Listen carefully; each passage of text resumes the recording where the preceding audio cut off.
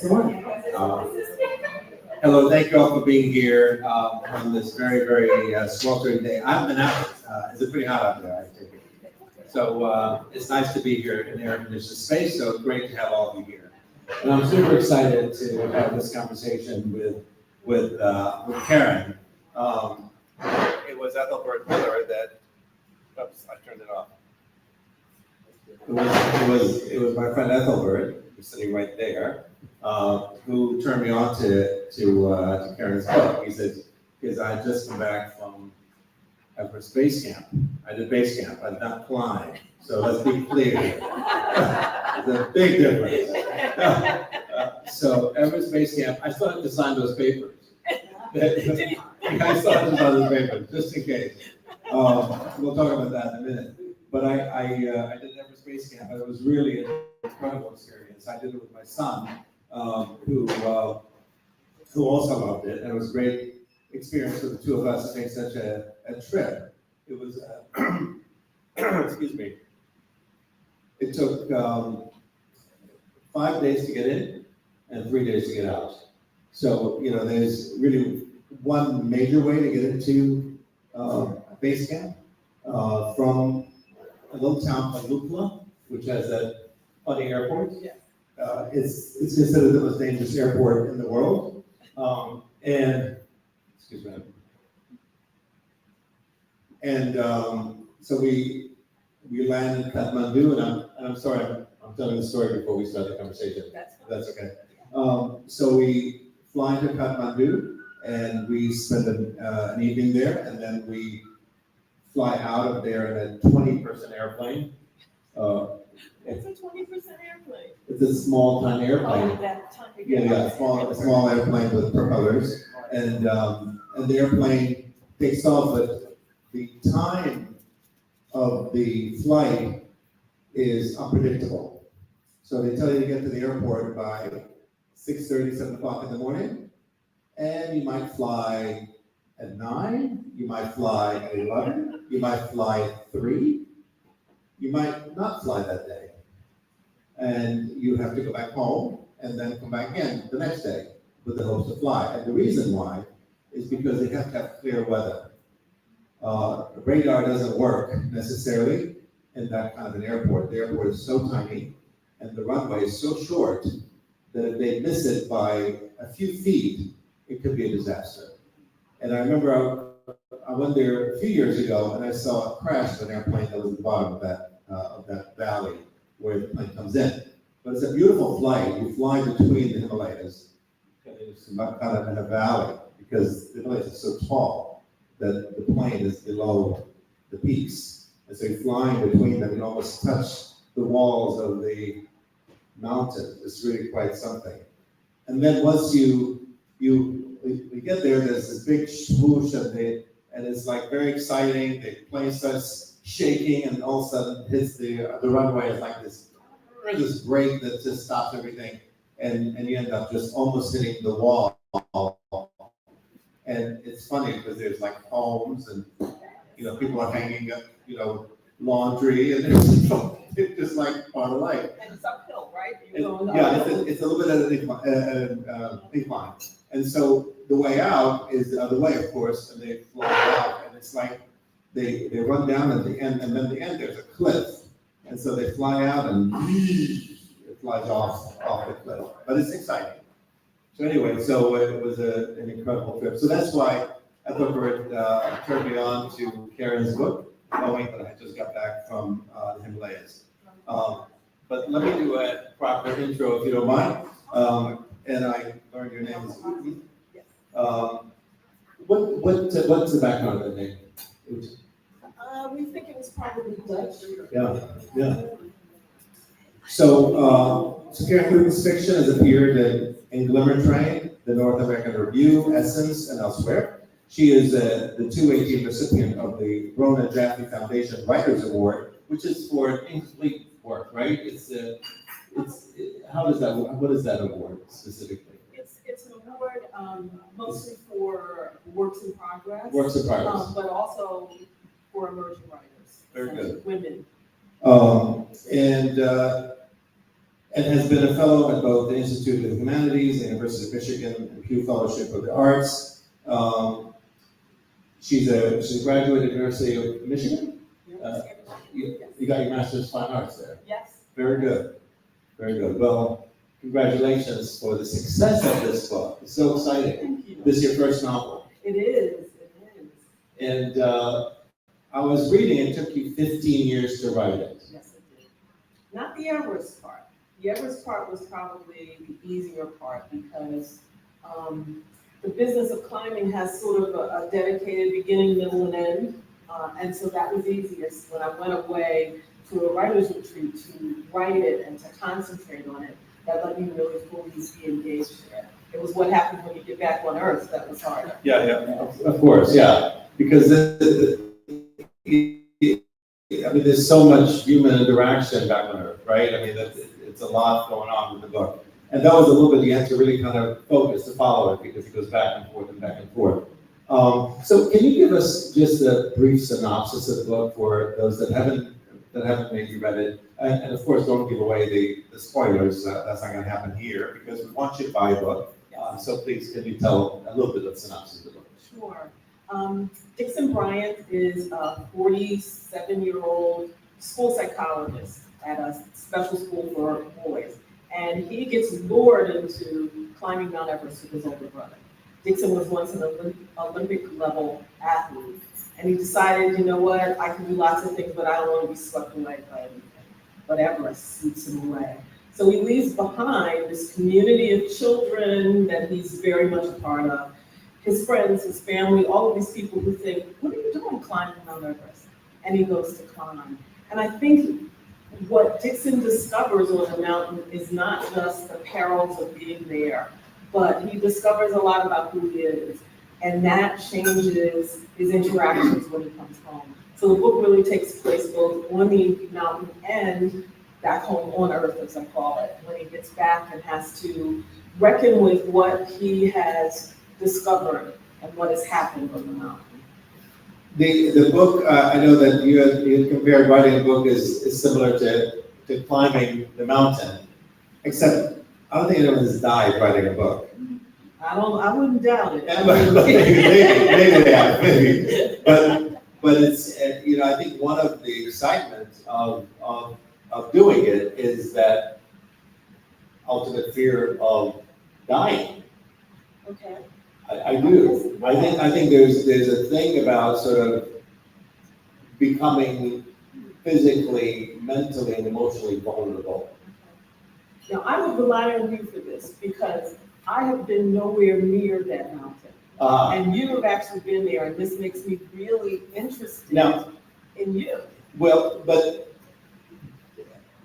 are you planning? I mean, do you have any real, are you have any interest in, not necessarily climbing, but do you have an interest in going there to see it firsthand? Yeah, I would love to go there. Because I'm just saying, your descriptions are impeccable. Thank you. They're so spot on. Oh, good. Really, seriously, they really are impeccable. You obviously did your homework. Yeah, I got really entranced by that mountain, I have to say. And I think it was easy because I knew I wasn't going. Yeah. I wasn't risking anything. But I did talk to some friends. I talked to a climber who actually has summited a lot, but I talked to a couple of people who had done the trek that we did. And they were really great about giving me little details, like the strudel, apple strudel. And you're like, really? He's telling me, yeah. At Namaste Bazaar. Namaste Bazaar, yeah. Yeah. So I would love to go to Kathmandu, and I would love to fly over Everest. Oh, okay. Actually, there are people that you can take a helicopter all the way to base camp. Yeah. Yeah. I'd like to be in. You like to stay in the plane and come back. I see. Okay. I mean, it's not only this is just a little bit about the topography and the culture. One of the things that excited me about going to Everest is the culture. It's the Buddhist culture, which is quite rich. And Namaste Bazaar is considered the capital of the Sherpa, country. And Sherpas are like a clan of folks, right? They all, like it's a name. It's like you have like Dawa Sherpa, Tenzing Sherpa, and so on. Everybody has the Sherpa last name, basically. So a lot of times people say, well, I'm going to Kilimanjaro and I have a Sherpa. There are no Sherpas at Kilimanjaro because Sherpa is a culture. It's a people. That's particular to Nepal. Exactly, it's particularly to Nepal and that region. So the idea of, you said apple strudel, there's also a great brick oven pizza place in Mount Bazaar. Now, mind you, nothing goes in and out except if it's carried by a human being on the back of a mule or a yak, depending on how it is. Or once in a while, a helicopter will deliver stuff. And Nacha Bazaar is big enough as a little village, a town really, that they can drop stuff off from a helicopter. And I've seen the helicopters fly over, they lower a net of stuff in it, and there are 4 or 5 men underneath it. And as soon as that comes, they unravel it really quick, and they release the rope, and the helicopter flies off. So it doesn't even land in many instances. So what I'm thinking, when I see like a brick oven, when I see something like that, I'm thinking, oh my God, that took a lot of work to get there. And yeah, it's a really, now the other option, and my wife is like you, she's like, you do you, and so she doesn't like the cold. She's not really big on mountains, so it's like one of those things. But I found out there's a luxury trek.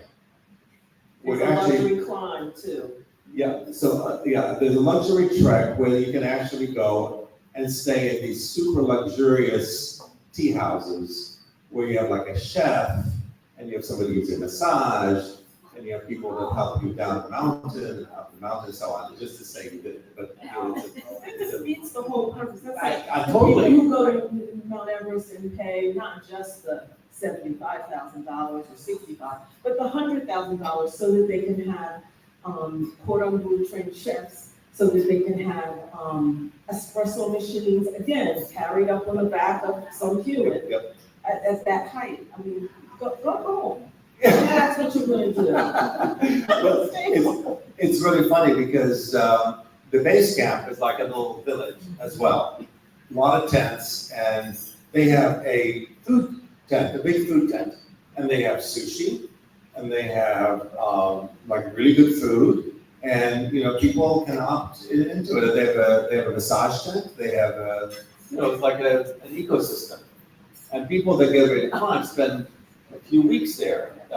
Before they start, because they got to find that window of climbing, and they have to acclimate to the weather, to the oxygen, all this. But to me, even using oxygen is cheap.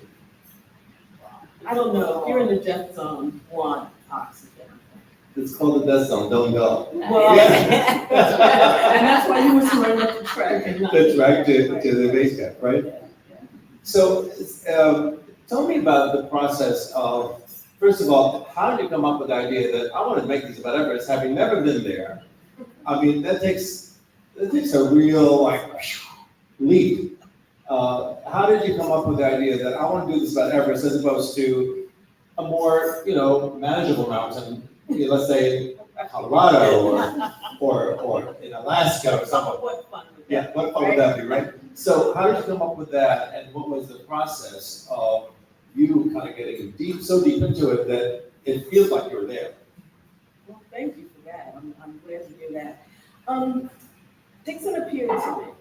I had been struggling through having written a first novel that the first agent I had did not sell, wasn't able to sell, and I was feeling sorry for myself. Because much like DIXON. Yeah, much like DIXON, exactly. And all of a sudden he appeared to me. He was standing in front of the middle school where he teaches, where he's the school psychologist. And I could tell something was wrong with him. He looked broken. His skin was bad. He was limping, he was extremely thin, and I thought, what is going on? And I sort of discovered in the process of thinking about this guy that he'd been to Mount Everest.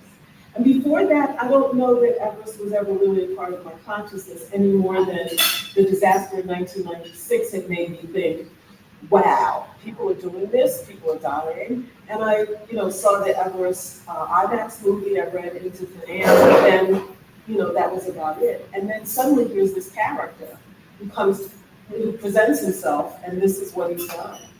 And I initially approached this because I was curious about, well, what happens now? He's back, clearly something went wrong. What happens now? What does this sort of do to your life?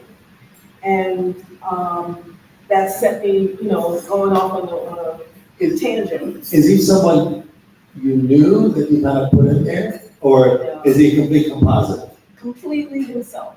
He's Completely guy. Is he like different, like, you have cousins, you have friends, so you kind of combine them into one being? Not that I knew of. I did not, if you ask my mother, she says, oh, read your book sometime. I know who this is about. I wasn't conscious of that at all. But in that, I feel like DIXON is completely imagined, and so are the other people in the book. There is a way in which I have come to feel like DIXON is the most autobiographical character for me, emotionally in many ways. So that's really interesting. And I had no idea, I hadn't written much about from a man's perspective before. So that was all new as well. So, yeah. So he's the most autobiographical because he's the deepest, he's got more layers? Maybe that's more self-awareness, maybe? Or lack thereof. I see. Yeah. I think a lot of it is about that business of longing in him and trying to figure out what to do next, what to do in the next passage, and the depth of his feelings. So, did you talk to people that have climbed? Yes. Yeah, so you talked to people? Yes. Any Black people that have climbed? No. You didn't talk to anyone, okay? There's only been a handful. That's right. Yeah. That's right. At the time that I was writing this, the only person, well, the first person the Black person to summit was in the early 2000s, he was South African man. And then the first Black American to summit was a woman. And it was in the 2011 or 2010, something 2010, like that. Yeah. And then there was Phil Henderson, who was probably the best known climber.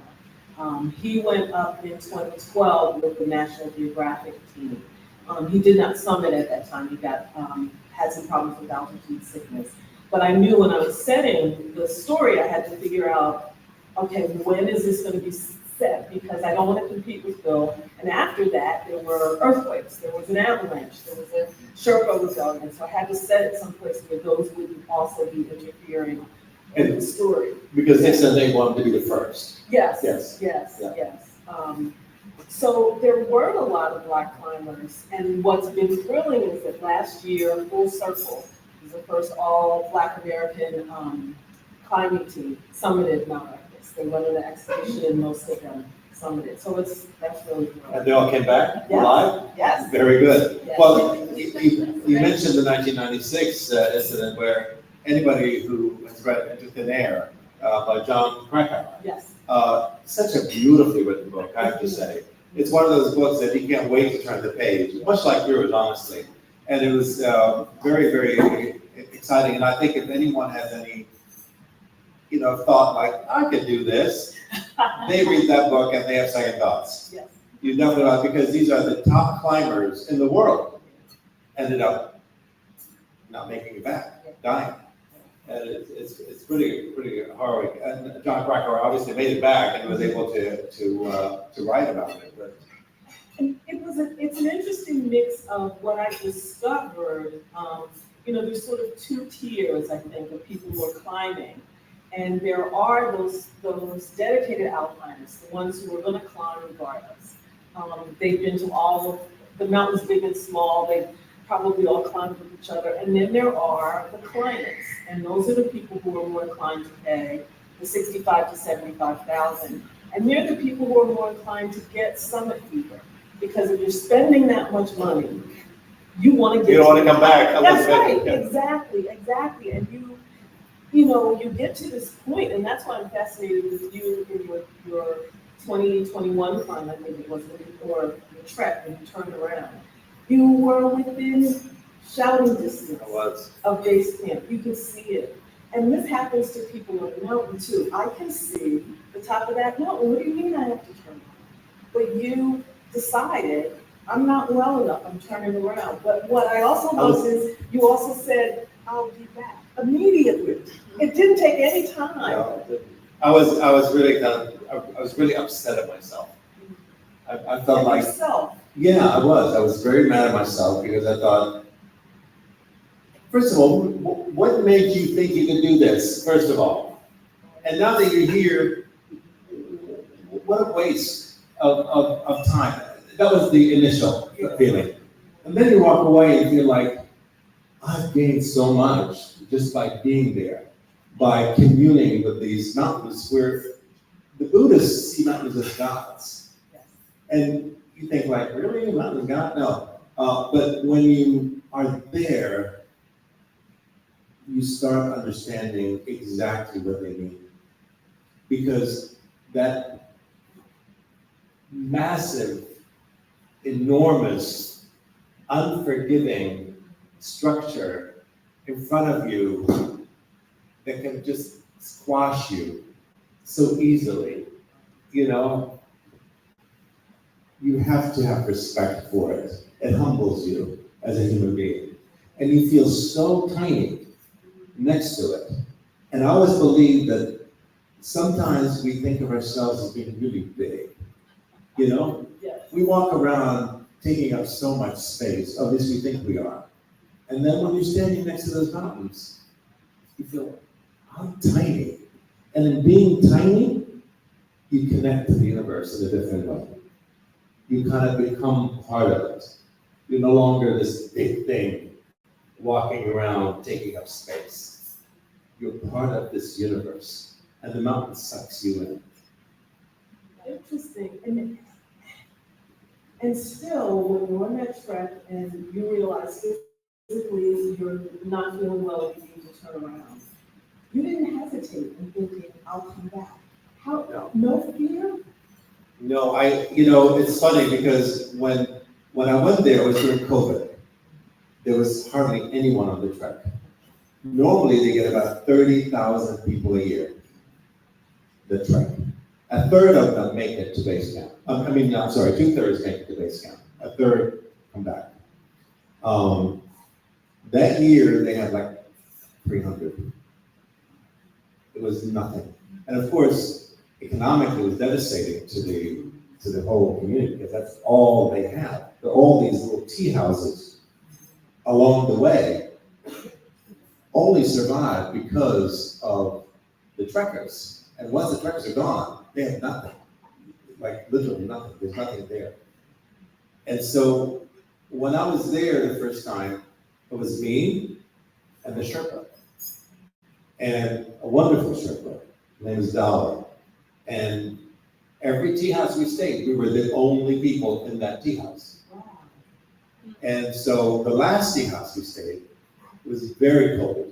I went there during a fairly cold time. It was like late February. It was very cold. So cold that my room became a refrigerator, not a refrigerator, a freezer, I'm sorry. The window on my room had so much ice on it that I wanted to look out. I took a credit card and scraped the window from the inside to be able to look out. And so it felt, and what happened to me is once you go higher, the oxygen gets less, right? In fact, at base camp, it's half the amount of oxygen that you have on sea level. But where I was probably about maybe 15,000 feet. Base camp was 17,500 or so. I was there and the door was closed and my breathing, the steam from my breathing was icing up. Wow. And created basically a seal around this room. I didn't find that out until the second time. So it created a seal around this room. So I was really kind of like being stuck in a refrigerator, literally. And they tell you, don't do that. That's not a good idea. So it was a very, so as the night went on, there was less oxygen in the room that's already depleted. So I started doing this. So I was like a fish that's kind of like out of water. And I started feeling a sense of panic. So when I opened the door and I came out, I felt better, but I was worried that the night was going to get worse again. So I told my Sherpa, I said, unless you have oxygen nearby or something that could be like a plan B, I don't feel comfortable staying here. And I don't mind dying. Dying is not like the worst thing to happen. I just don't want suffocating. Suffocating sounds pretty horrible. So I decided to come back. Okay, so nothing you've said has changed my mind about. Well, the funny part, so the second time we went, we just got back like about a month and a half ago. The second time we come back was with my son. When we went, it was with my son. And my son says, "You're gonna make it this time, right?" I said, "Of course I'm gonna make it." So we made a pact. We're not coming back. We really made a pact. And I said, look, worst come happen is one of us will die. But we cannot come back. That was like a plan we made. Now, I don't know whether we would have gone through with it, but I would have gone through with it because I was ready, like, I'm gonna do this. And it was, I don't know, something insane. Well, but I think that on some level, that's what's required. Because otherwise, you know, one of the things that happens for my character, Dixon, when things start going wrong is things, if I don't make it, I'm not coming back, and I'm gonna wanna come back. Yeah. Because there's something you already know that Yes. makes you want, that's fascinating. But, well, so the question is, and you sort of touched on that, Okay. why do people do this? So, You know, that was my question, I think, because, you know, the idea that you're always writing toward the why question. Why is something happening? And that was my question in the beginning. Why did somebody do this? And I think that when I first started writing the story, I had that attitude toward Dixon, like, he's out of his mind. But what actually scared me more was after talking to the two alpinists I talked to, I got it. And that was even scarier. Oh, I know I can do it. And a lot of it was because when I was throwing questions to them about why you do it, they were throwing questions back at me about why you write. Because it's there. Because you must. Because, Well, you know, if you can stop this, if you can at any time say to yourself, this isn't a good idea, I'm gonna stop it, then you do, and you go on and have a nice, normal life. And if that's what you're after, then being a writer is just not for you, or climbing mountains. So, Well, yeah. I felt it in your writing with Dixon, kind of like, and Nate, kind of, they had some doubts along the way. Yes. Like, why are we doing this? Why are we doing this? They kept asking themselves, in a sense, why are we doing this? And I'm thinking, somebody told me something, and I think maybe with John Krakauer I read about why people climb. And part of it is, or why do people do anything that's crazy and extreme to the point where you almost feel like dying? Because halfway through, I mean, I'm not like the best athlete in the world by far, but halfway through this trek, you're processing in your head, what the hell am I doing this? And you think like, but you can't really say it, you can't really voice it because my son is there, I can't let him down, you know? So for me, it was like, why am I doing this? I could be home, I could be watching television right now, I could be relaxing, I could be sitting around my restaurants, having a nice dinner, you know, all these things come through my head, I'm thinking, why am I doing this? And then I recall something that John Krakauer had mentioned, and it was the reason why people do extreme things, or maybe a consequence of that, is that when you push yourself to the limit, emotionally and physically, you increase your capacity for joy. So that was, I think, that, I can see that. Because you stretch your capacity emotionally and physically and mentally, and all of that. When you come back, it's like working out, right? When you carry really heavy weights, the low weights become very, very light, right? So it increases your capacity for joy. So think about it. I will think about that because a lot of what you hear is the absolute suffering of being up at those high camps. And you think, well, what's the purpose of that suffering? Because there are some people who talk about it almost with a sense of joy. And maybe it is that the other side of the suffering is the joy. Yeah. I mean, how many times have you taken on a project that looked insurmountable? And you pushed yourself and you said, why am I doing this? And like writing the book, and now look at the joy that it's brought you, right? Absolutely. So you would do it again? Yeah. Yes. Yeah, absolutely. Well, and one of the things that I've heard in talking to the climbers who are doing it all the time is that, you know, we're not climbing because we think we're gonna die. We actually understand, this blew my mind, that a third of the time, you know, we're not gonna make it to the summit. And that's okay, because we're gonna keep climbing. And we're doing it not because of all that fear and all that, we're doing it because it makes us feel alive. And that is really amazing. How many of us take on something willingly knowing, you know, this might not work? That's okay, I'll keep at it. That's amazing. Yeah, I don't know. I mean, I think if I signed up to climb, Mhm. I would make it. I would have to make it. Well, you certainly would sign up with that mentality, that's- sure. I don't But do you think start halfway through people say, maybe not? Well, you know, I think the climbing part of it, just like you were talking about your breathing on the trek, and that's the thing. So many people do the trek. That's about acclimatizing too. Like you said, you're rising up to 17.5. That's pretty high. Yeah, you'll spend a couple of nights in different places Exactly. to allow you to acclimate. Yeah, and it starts to kick your butt along the way, right? Absolutely. And then you start from there at base camp and go up. And one of the things that you can never account for is what your body's gonna do in altitude. No matter how well you're trained, you don't know how your body's gonna react to altitude. So you might be one of those people who is extremely well trained. You're ready, you know how to use your crampons, you know how to use your ice axe to self-arrest, you're all ready, and you get to a certain point at camp 2 or camp 3, and you realize, my lungs won't let me do this. Yeah. And you have to turn around, and you have to be willing to, and that's gotta be heartbreaking. Yeah, it is. Yeah. Especially for the climbers that spend $65,000. Well, that's right, and they need their guides to tell them. You gotta go now. Yeah, the guy will tell you, exactly. I wanted to talk a little bit about the characters.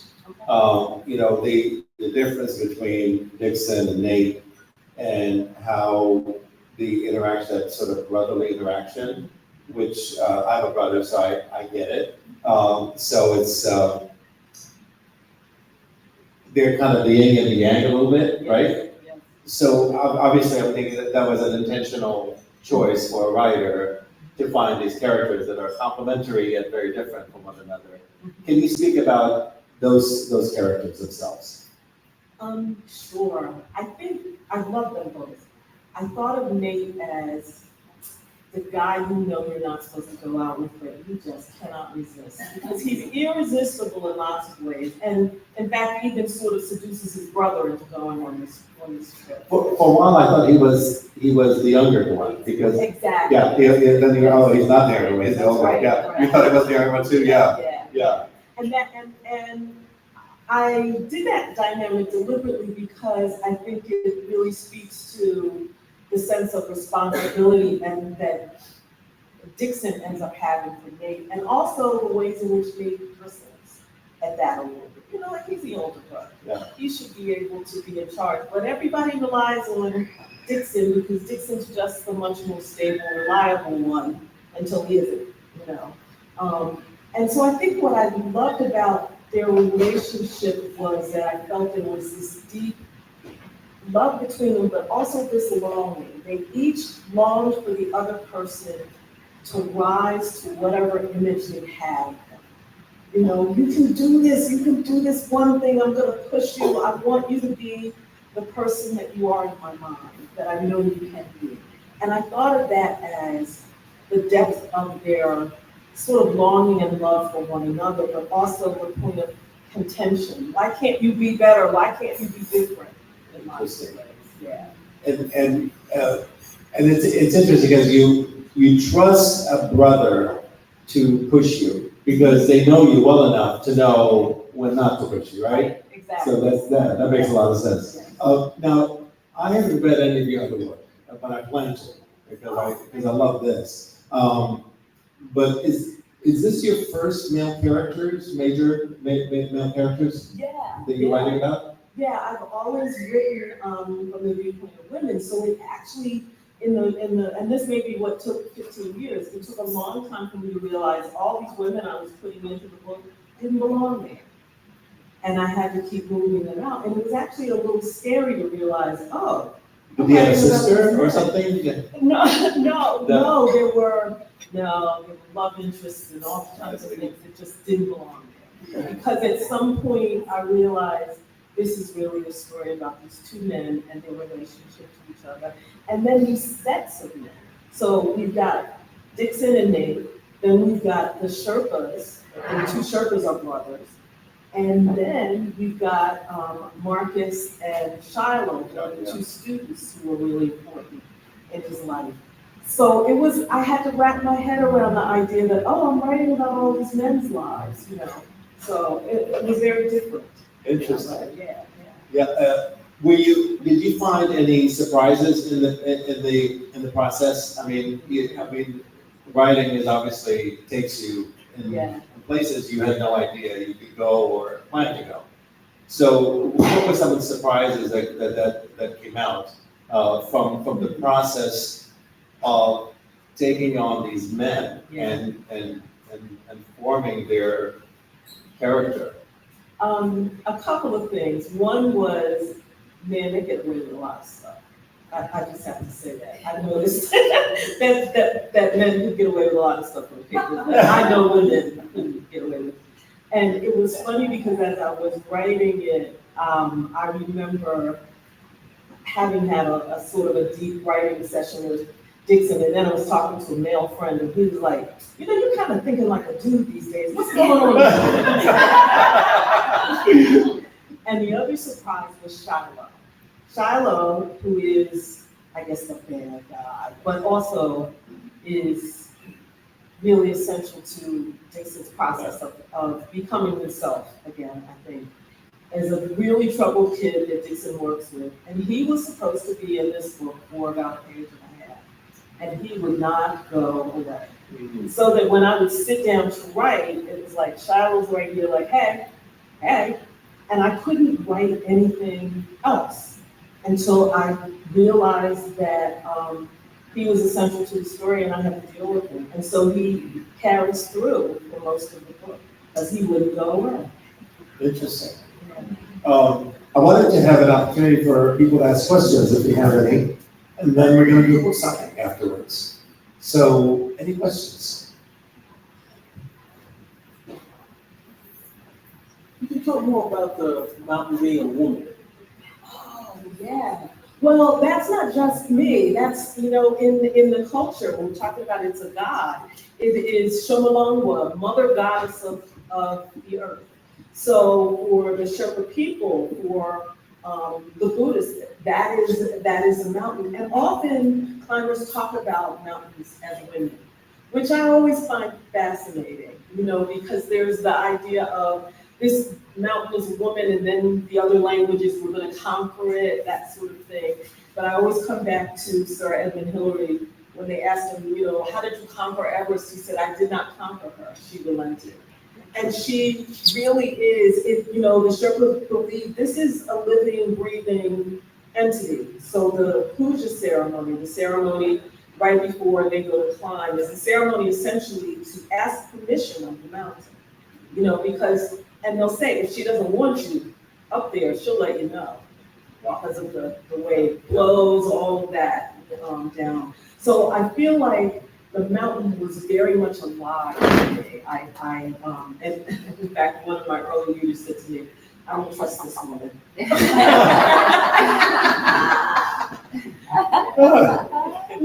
And you shouldn't. Well, as a follow-up to both of you, and that is, Andy, in terms of you climbing a mountain, you writing a book, is there any spiritual transformation? I mean, for me, for sure. I mean, I'm not a religious person, but I definitely, I mean, there are moments throughout where I get overwhelmed by the emotions of just being there. And just looking around and seeing the immense beauty and power of these structures where, you know, it's one thing to see, let's say, you go to Shenandoah or something like that. Those are not mountains. Those are something else. But when, but when you go there, it's like you can't see the sky. You know, when you're walking, there are times, many times, where you don't see the sky because the mountain goes up so high that you have to really crane your neck to be able to see the sky. And the fact that it's always changing, you feel like this is a live, you know, thing here. It's changing. And it is so interesting that as you're walking, during the time I was there, I met a woman who is a mother of a young lady that was there the year before who fell and fell to her death. And the mother was coming back to pay tribute to her daughter. And there's an area where you go up on this very, very, very high climb that you continue to walk and walk and walk like it's never gonna end. And then once you get to the very top, and remember, like you don't have a lot of oxygen, it's a lot of, you know, even tying your shoes is work. But you're climbing and you're walking very, very high altitude. And at the very top, there's a little plateau, and there are monuments of people that have died. And it sort of puts you in a whole different mindset that this is real, that, you know, this is a very powerful thing that we're messing with. In fact, the rituals they do, you know, are all around the mountain. And in fact, if you're in base camp, you're not supposed to have sex in base camp. Like they make that into, although you have that in the book. And it is, and they say it's bad luck. And It's really bad luck. It is. In fact, in the 1996 expedition that ended up so badly, a couple had sex before that, and the whole talk was that's why the mountain got angry, and that's why, you know, whatever, 8 of you or whatever got killed in this process. So yeah, you do feel the spirits. That, you know, it's really interesting. I felt like I was certainly drawn by the beauty of the mountain and by all of the photos I saw, and sort of enchanted by the colors of ice.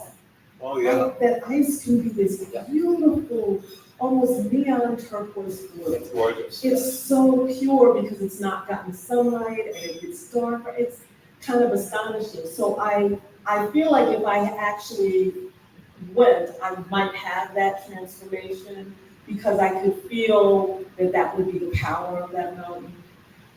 But when you're talking about meeting that woman who lost a child about 2 years ago, I was at a Quaker community in North Carolina, and I met a woman whose son died while climbing.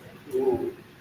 And it was so stunning to me. And there was this moment of, who do I think I am? I'm writing about this story about people in mortal danger. And there are people who are living this. And it takes you back in a minute when you're thinking, you know, I'm in that situation, I'm putting myself in this situation and sort of imagining it where this is lived experience.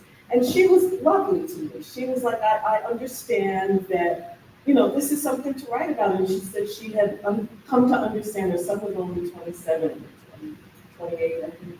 to come to understand this is the thing he was driven to do, and that he was going to do it, and whenever he did it, it might be fatal. So there was a way in which she had resigned herself to this is who he wants to be in life, but it really stunned me and quieted me for a while. And you know, I mean, we all have to exit sooner or later, so it's not a terrible way to exit, I have to tell you. But anyway, and I don't know, are you just talking about suffocation? well, some of the stories, like when you're out there in the mountain and it gets very, very cold, you really don't feel anything. You can actually just go to sleep and you're done. Of course, there are bodies to prove that along the way. You see dead bodies strewn around in the mountain. So some of it is, you know, almost like fully preserved. Yes, fully You know, clothed and everything. Fully clothed, fully preserved. Sometimes you see a jacket or a pair, or a backpack or pants or something like that have been left behind, and you know, someone died there. But yeah, the color of the ice is quite spectacular.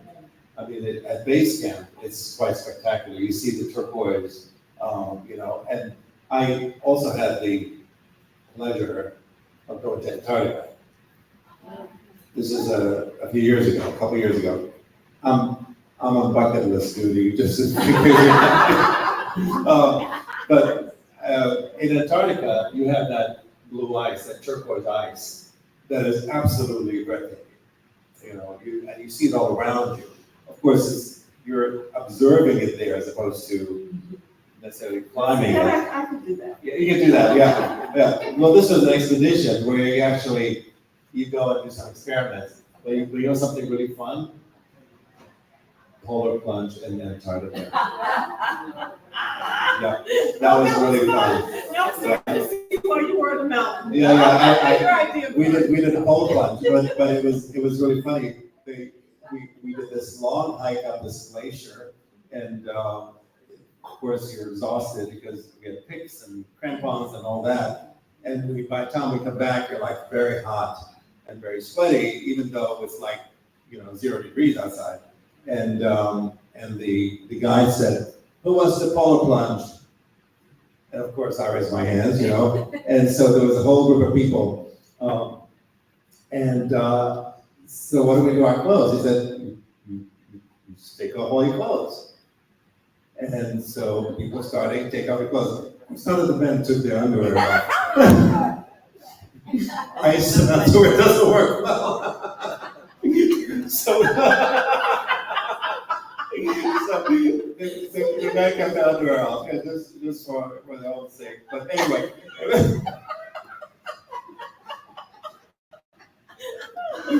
I'm blushing. Yes, you are.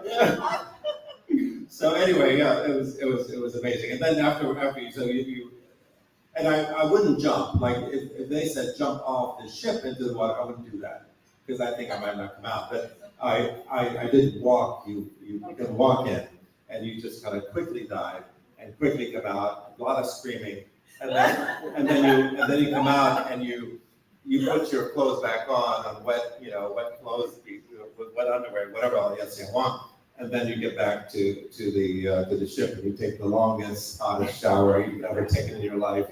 And, yeah. So the blue ice is quite remarkable. Now, you didn't see, I've never heard anything about bodies or anything like that on the trek. No, not on the trek. Not No, on the you trek. saw Okay. monuments, but not bodies. Monuments. But talk about the contracts you sign when you go there. That's extraordinary. I mean, if nothing else changes your mind. Yeah. Once you decide, okay, I've got $65,000 I'm gonna spend, and you send them, you contact your company and they send you this packet of information. They say, give us a $30,000 non-refundable deposit, and then have your doctor fill out all these forms. And by the way, there's a body disposal form. So let us know what you want us to do with your body in case you don't come home. Now, that'll give you pause, right? Yeah. That's extraordinary. What was your next of kin? Do you want to be repatriated to your own country? You know, if you're up too high, we can't really do anything. Yeah, repatriate you. We can't do Basically, we have to leave you We there. have to leave you, we might try to roll you into a crevasse. If you're lucky, we can leave a little short and a little pile of stones and mark your passing, but yeah, it's too dangerous. Yeah, and you have the options of being cremated at the closest village or something like that, so all these options are there. I want to turn a little bit about, because I think part of the story is about race. Yes. So you picked two black men, obviously, and so talk a little bit about their experience with race at home versus their experience with race in Nepal. That's really interesting. I thought about that because at home, they had some middle class privilege, which is limited, sure, but it still exists for them because they're both professional, educated men. And they have that, and they have some awareness of that. In Nepal, one of the things that happens for them immediately is that they're not sure how to tell how they fit in or don't. So they don't know, for instance, when they're being followed around the marketplace, is this the being followed that I would have at the mall back at home? Is this the same kind of, what are you doing? Or is this something else?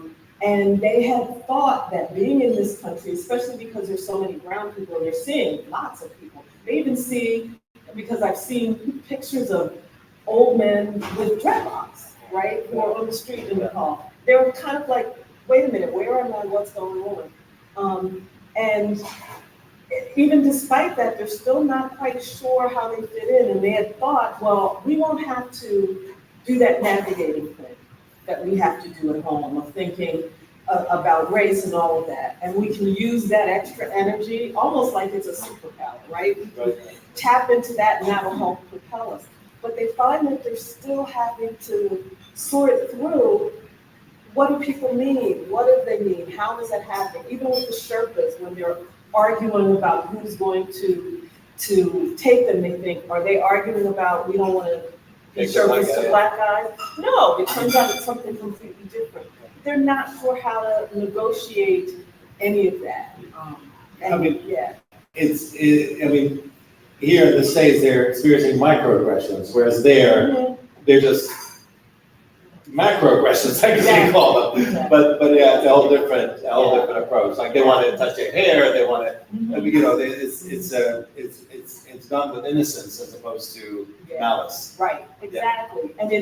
And also they realize at some point the Sherpas, they also end up feeling like outsiders in a way, like majority people, that they're coming across more as Western than anything else. Right. So when the Sherpas are sort of excluding them from different practices and places, they realize, oh, we're the outsiders. We're the like majority. We're the people with money. Yeah, we're the people with money. And then one of the Sherpas essentially wants to bond with them over the fact that, we have status here too, because you give us this little bit of money to us. Yeah. It is what allows us to send our kids to school in Kathmandu. It puts us, we can, support our families. It's a big deal. We're elite in this way. And there are different, there are the Sherpas and there are the porters. Yes. And the porters are the lower rung, right? So the porters are the ones that carry the heavy stuff. The Sherpas are the ones that sort of guide you, and they're like more trained and they license. Yes. But the porters is really what I think is pretty disturbing to watch, because you have people that are walking endless amounts of miles, going up the most harrowing hills and coming down in these very, very steep declines, and they're carrying up to maybe 150 pounds. And they're small, they're not big people. And we saw somebody who had carrying 24, those 2-gallon bottles of Coke. Those plastic things of Coke, 24 of them on their back.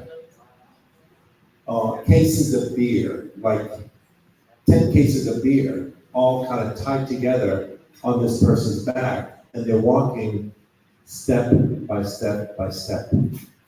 you know, and then you have, mattresses, you have sinks. We saw somebody carrying a 3-compartment sink, literally, on their back.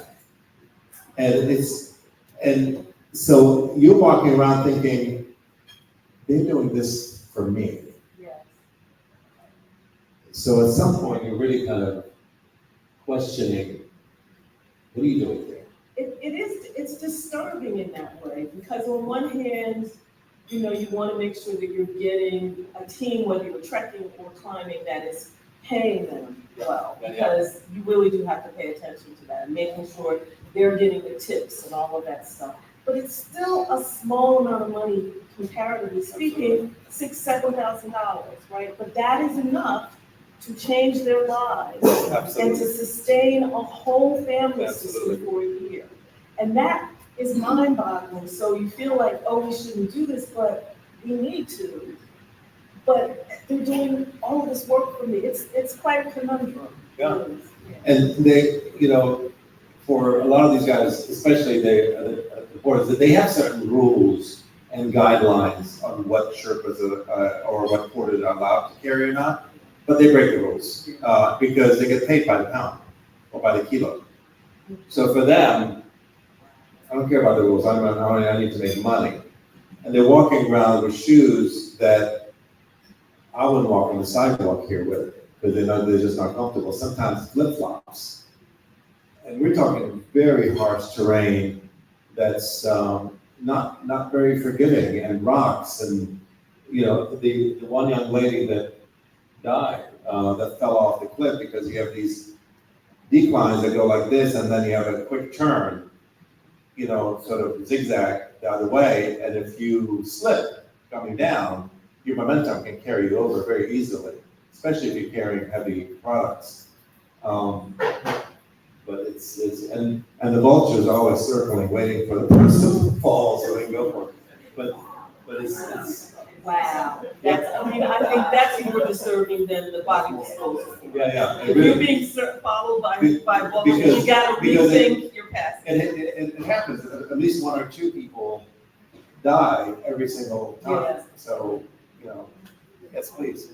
Well, you sort of covered some of this, but I was also interested in the notion of class, and at home and then on the mountain, you know, the people in their community are saying, you're each paying $65,000 for this, and then they're also saying, we're paying 65, you know, go. So that notion of sort of audacity, but also, who can do this? And what you're saying, and then we're gonna ask you to carry our stuff. I mean, I thought that was so fascinating, because there's a lot of switchbacks on that. Yeah, and I thought that, you know, I thought a lot about, there's so much to tell about Everest and about the journey. And I thought, okay, the only way I can do this is if I really limited to what would be DIXON's story and part of his journey and what he would be aware of. And I thought class would have to be part of it, because he's trying to sort that out. And he's also trying to sort out, you know, so here I am, a Black man, having these brown men do my bidding for me. Is that okay? And then one of the brown men says to him, you know, are you rich? When did you stop being Black? If you're rich in America, how does that work together? And he's like, wait, what? You know, and so all of these sort of ideas about class and about race that come together, and I think they carry over into the story at home too, because when he's dealing with Shiloh, and especially, there are lots of ideas about class baked into the kind of kid who gets in trouble and what happens to him and what you do with him. So I thought I wanted there to be ways in which it was overt, but other ways in which it was just baked into how he lived his life. Is there a sequel? No, I think that I'm done with Everest. Okay. I loved it. I loved DIXON. I have said enough. He's graduated now. He's out in the world and making his way, and I'm happy about that. And actually, what I'm writing now is from a woman's perspective, and it's kind of fun. What's the? Oh, You can't tell me? Well, yes, because I don't know yet. It's in a folder marked new one, so that's how. It's a novel as well? Yes. Yeah. Yes, please. I just wanted to ask about, this book is particularly set in PG County, and it's a very, I guess, DC, Maryland book. And I know for some writers, it's very hard to write about the place where you're living.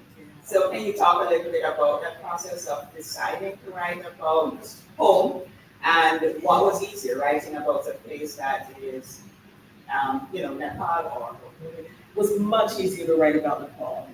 Was much easier. And I think part of it was because there was a particular place, there were photos that I was drawing from, there were images, when I was trying to describe it, I was either looking at the photos that were all over my wall, or I was freeze framing some DVD and trying to describe whatever I saw. So there was this thinginess to it that was easy to capture. It was much harder to write about home because I wasn't sure, am I going to write about actual places? Am I going to make them up? And I did sort of an amalgam of them.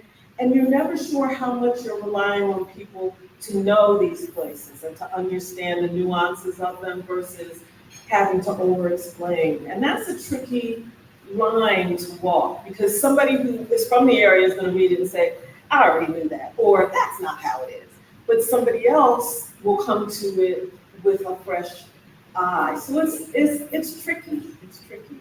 It's much easier to write about Nepal. Yes. So it took you 15 years to write the book. What kept you going?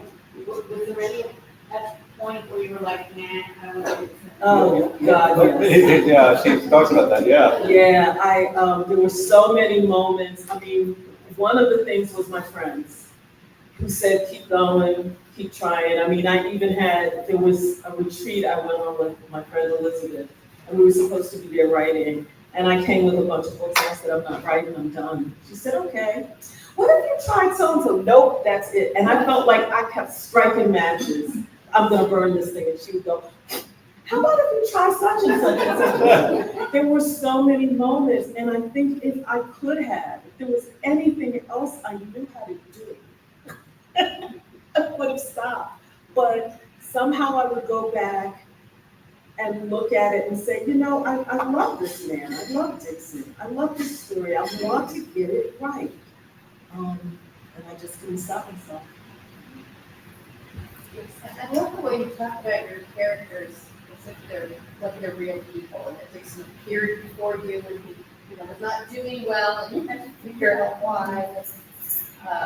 Shiloh, yeah. Shiloh, like, won't go away. And like the women characters came on, but it's almost felt like you were saying you had to open the door and say, I'm sorry. Yes. Can you just talk about your relationship with the things that you're creating out of your mind, but how you also have this sense that their own living beings telling you things? Yeah. Well, like a lot of writers, I live in my head a lot. I mean, not today, but on a lot of days, I can go outside, walk around, come in, and you can ask me, what's the weather like? And I don't know. Because I just haven't been present enough. I've been in my head, doing whatever. And it's kind of always been like that. I'm going to embarrass my mother. So when I was like 16 years old, I was upstairs in my room writing. And I'd been writing all day, and my hand was cramping because I was writing longhand back then. And I came downstairs to the kitchen where my mom was making dinner.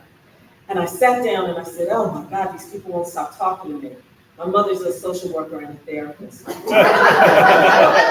turned and looked at me, she wiped her hand on her apron, she sat down and said, now if you're hearing voices, we can get help for you. I was like, Mom, it's just the writing stuff, thank God. But what impressed me was she was ready for that. She knew it was coming.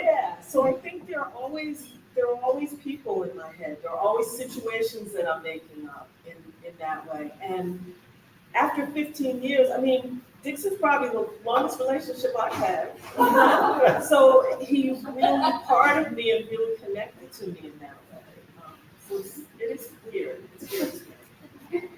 So. I think maybe you do need some therapy.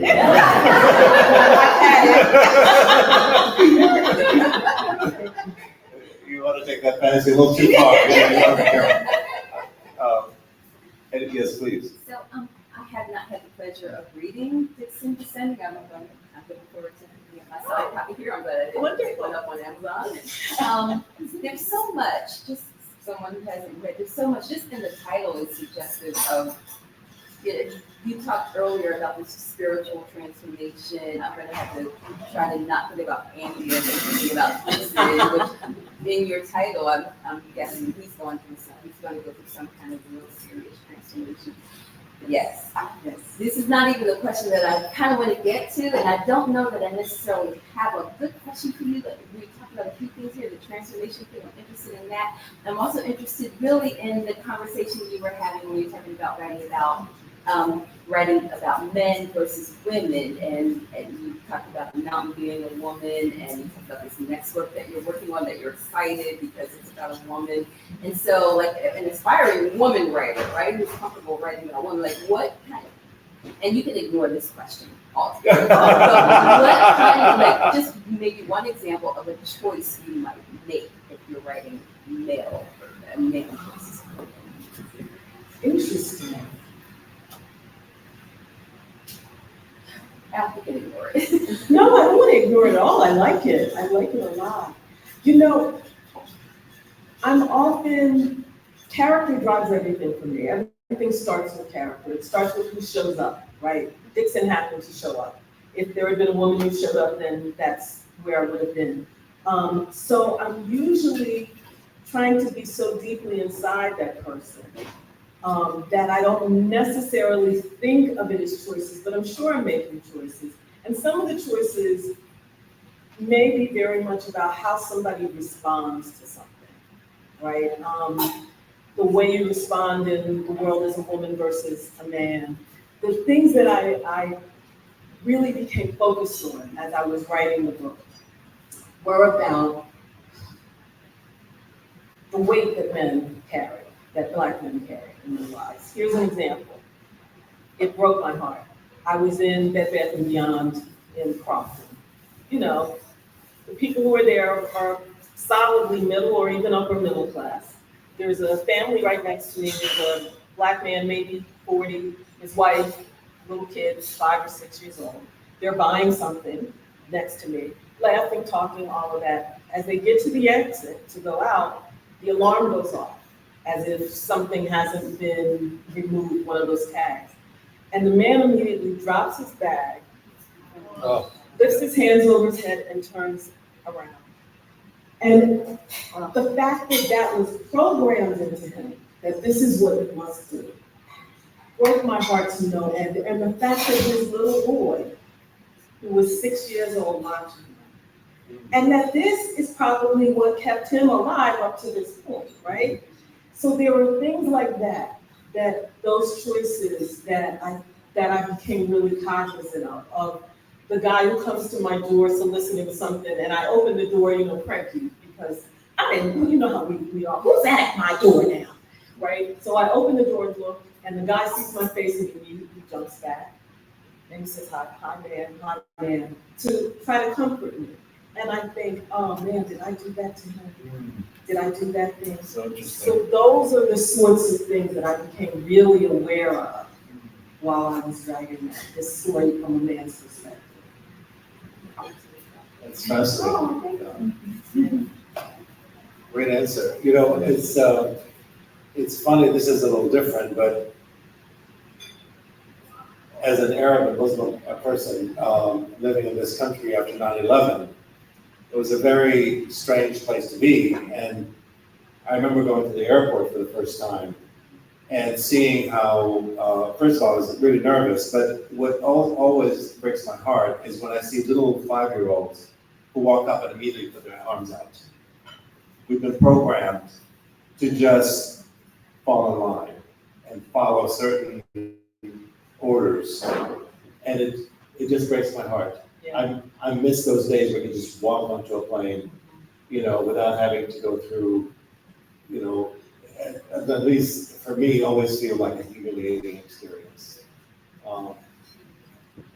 It's not the same, but I just came. No, it's similar. It's about about how do I navigate the idea that I may be a suspect, right? Right. Yeah. And you're right, like I always try to, at the beginning at least, I try to pretend like, you know, I'm gonna like work with you, and I'm gonna put my hands up, and I'm gonna take my shoe quickly, and then I realized I'm being programmed, and I don't wanna do that. So now I do the opposite, which is really awful. So if you're traveling, don't stand behind me, because you're gonna be late to your plane. I go really early to the airport, and I become the cog in the wheel. I become this obnoxious, ignorant person who doesn't speak English and doesn't understand orders. And it's like everything, it's like, take off your shoes. I take off one shoe, and then take off the other shoe, and the other shoe. Then it's like, okay, put the computer on. I don't understand what you're saying. And then the guy comes out, and it's like, it becomes this process, and people start rolling their eyes and get really mad at me, but I just want to be annoying. So maybe they can change the process. It's really awful. And then I refuse to go through the scanner. I told them I'm scared of these scanners, you know, something like that. And then so they walk me through the door, and somebody has to come and pat me down. And I told one guy one time, if you're gonna be that intimate, you need to buy me a glass of wine. But you know, I just become the most annoying passenger ever. It's hard navigating all of that, figuring out It is. how you're gonna take it and how much of it you can take before you get to the point where you just, I'm fed up, that's it. It's my form of protest. That's really what it is. Yep. Yes, sir. Hi, you mentioned that one of the ways is Kurt is a 400-meter runner. Does he take switch to that? Does he somehow take that onto the mountain? Is that part of the plot? The running on the mountains? I think that the fact that Dixon was an Olympic level runner means that he knows how to train. And he knows hard work, and he knows how to push himself. But I don't know that there's a direct correlation with being on the mountain. Because again, even though you certainly need to be willing to suffer for it, so much of it is about how you react to the altitude. That really determines so much of your experience. Yeah. And the cold is really, I think the cold is, for me, that would be the biggest one, because the altitude, a lot of people, I mean, once you get to base camp, you get a sense of what your capacity is, and there's oxygen, you know, and then you do a few acclimatization treks before you start ascending. So it allows you to figure that out before you get there. But once you go to a certain level, the cold, especially storm, you could be stuck in a camp, you know, way up there for 2, 3, 4 days, you know. So imagine having to be stuck in that situation where you have to still go to the bathroom, and you still have to heat up food, and you still have to eat. I mean, to me, that would be the most difficult thing, honestly, to have to maneuver and deal with. And you're dealing with, you know, your fingers are icy and they're cold and almost at the point of falling off. You know, no matter how much warmth you bring along with you, it could be minus 45 degrees with gusty winds. So you're talking about like ridiculous conditions that you're dealing with. So how you connected with you a couple years ago? You was at the National Press Club. Yes. And you, Jasmine Ward was giving Yeah, you Jasmine your was- wealthy. Yeah. You guys went to school together. Yes, we did. And I'm looking at the two brothers living on the island. And I know that we can be very competitive in NFA programs. And I was wondering if I could say, well, Jasmine was the oldest teacher, and I'm still working on my book. Was it any of that type of thing? And did you talk to you? Was she encouraging to you? You know, there wasn't any of that because I'm as old as her mother is, first of all. So I was old enough to be. And what was great was that our NFA program, I thought, at University of Michigan was a really welcoming place, and there were a lot of us doing a lot of different kinds of things. So for those of us who were novelists, we got together and talked, and we also were able to workshop large chunks of our novels in, you know, workshop, whereas a lot of places it's short stories or nothing. And I think what was great about Jasmine was We were at different places. I had been writing for 25 years by then, right? And I published my first short story in Essence when I was like 24. And she was young and she was so hungry for all of it. And I was like, you're gonna make it because you got this fire, this burning. And for me at that time, because I had enough successes and enough failures, I thought, okay, I've gotta make promises to myself. And I made 3 promises to myself in an MFA program. One was to finish it, to finish the novel I was working on and to get some teaching experience. And while that wasn't all I wanted in the world, it was what kept me sane when the book didn't sell. So I feel like I have gotten more support from my cohorts than anything. And there hasn't been that feeling of jealousy because of that. I just felt that the encouragement, Yeah. You could be in a department where, because somebody's published something, and you say, okay, and everybody's happy for each other. Right. They keep going. Yes. Yeah, and I think it was very much that way at Michigan. We were all kind of excited to see what was happening and what would happen for the next person. And there were a couple of people who got really big contracts. And so we all sort of laughed, like, okay, what did they put in there? Let's put this in ours, But I think it felt more like this opens the door rather than closing. When you're writing, and particularly this book, who were your audience? Who did you think was going to read it? Interesting. I think I thought for an audience, I don't know that I thought that much about it, but I certainly thought I want this to be a book that reflects people I know. So especially once I realized this was about men, it was important to me that these were men I knew. So I did then tap into cousins and friends and ask them lots of questions that they had to answer, either on paper and in long dialogue on the phone or whatever. And I thought, I want them to feel like they see themselves and that they understand this. And that became really important to me. And my last question to you is, what was the process of selling this book?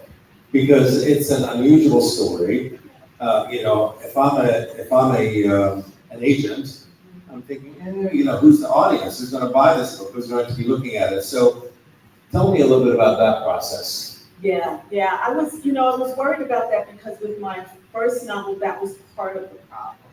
Oh, we're not sure who the audience is going to be, and we're not, I can't see it quite. So I was worried about that. But the things that really worked in my favor included getting the Rona Jaffe Award, because that award really is designed to kind of introduce you to the industry. So when you get that award, which they're not doing individually anymore, but they did for 25 years to individual women, they're now doing it for foundations and groups that support women writers. You go to this amazing coming out party, essentially, on the Upper East Side of Manhattan. Oh, nice. And there are agents and editors there, and they all know that you've gotten this award. Wow. And they all want to, and there are other What a writers. gift. Yeah, I met Ned Wolitzer there. I had just read The Wife, and so I was excited, and people talked about it as this is one of the purely joyous events in the industry because, there's not competition, pressure, and all of that stuff. We're here to celebrate. So because of that, I had contacts with several agents who've given me their cards and that sort of thing. So that's where I started. And the agent that I chose was one who had read the book the way I wanted somebody to read it. The fact you can say the agent that I chose is pretty good. Exactly.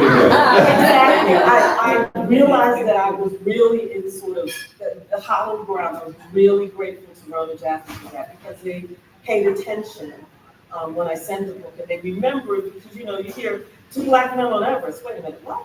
You're not going to hear that 3 or 4 times. And then when we sent it out to editors, we got a lot of, I think not quite, this is nice. I think, it stuck with me. I thought of it, I'm not sure. But there was one editor who said, if no one else takes this, come back to me.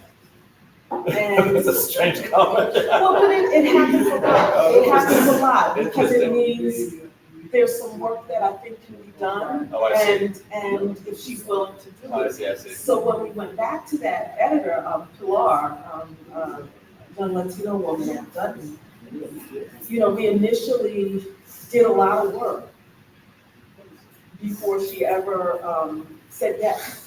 So I felt like this is a master class. This is also a test. She wants to see, how do I revise? Can I revise? Am I in it? So I did a lot of work, and then we sold it, and then we did 3 more rounds of revision.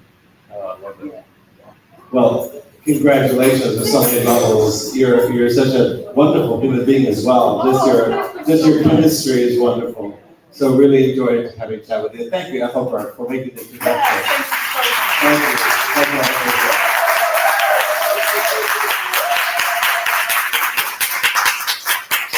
And thank you to our audience at home. Please buy the book at independent bookstores, because if you don't support independent bookstores, they'll go out of business, and then we'll just have Amazon. And who needs that? Thank you.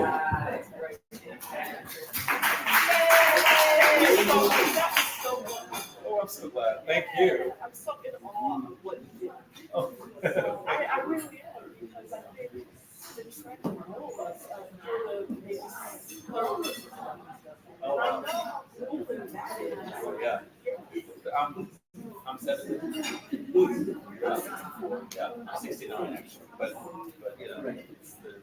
yeah, it's really cool. Yeah, yeah. Okay, so I'm gonna have to go. Wait, you came back from Right. You might want to start with Mount Yeah, Rainier. yeah, we are. Yeah, we're gonna start with the small mountains. One of the DVDs that I had, was how to train in Mount Rainier or any other high mountain. But the Denali, we thought. Denali is much harder. Harder? Yes, because of the terrain and where it's placed. It's lower though. It's lower. Yeah, like I didn't put it down. It is, but it's got much more, what do you call it? I think there are more shared faces. Whereas ever some ways it's a well. Yeah, well, that's the one. Right. Yeah, so the more technical findings. Yeah, we may not, I mean, if we do the Denali, it's probably with something. They just, That's a hard check. Is the live stream still going? I'm sorry? Is the live stream still going? No, yeah, it's still going, but we can just turn it off. Yeah, that's what I was wondering, is, how to